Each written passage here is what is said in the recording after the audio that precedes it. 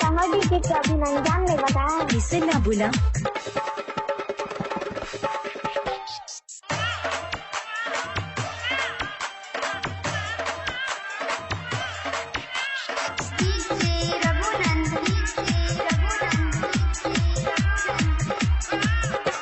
होठा में लाली काना में बाली, होठा में लाली काना में बाली, केस में रिबन किली बदत गे कि जियनगन के छौरा अनहरिये में टीपदत कि बुढ़िया के छौरा अनहरिये में पेलदत। होठा में लाली काना में बाली, होठा में लाली काना में बाली, केस में रिबन किली बदत गे कि जियनगन के छौरा अनहरिये में टीपदत कि बुढ़िया के छौरा अनहरिये में पेलदत।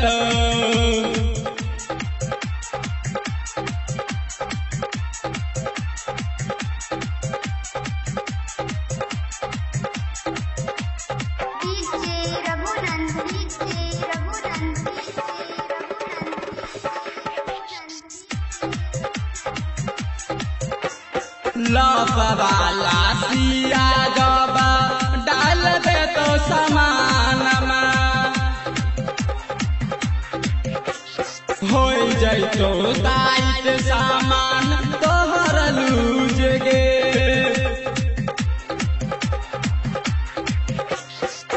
लपवाला सिया जब डाल दे तो समान हो जैतो टाइट सामान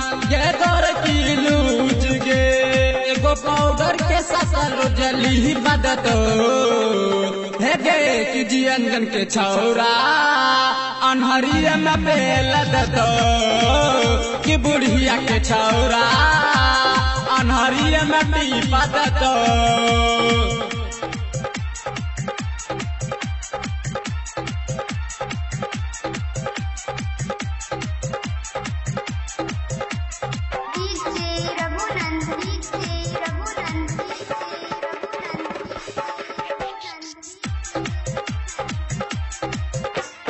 महजा मार के छोड़ दे तो छौरा कलिए काल में सुमन दीवाना रंजितवा के फंस जेबी जाल में।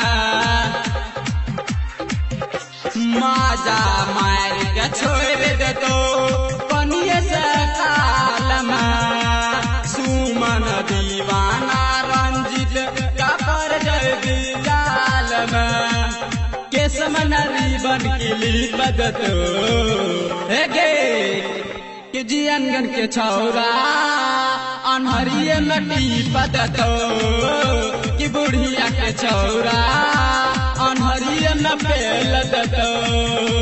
होठा में लाली काना में बाली, होठा में लाली काना में बाली, केस में रिबन किली बदत गे कि जियनगन के छौरा अनहरिये में टीपदत कि बुढ़िया के छौरा अनहरिये में पेलदत।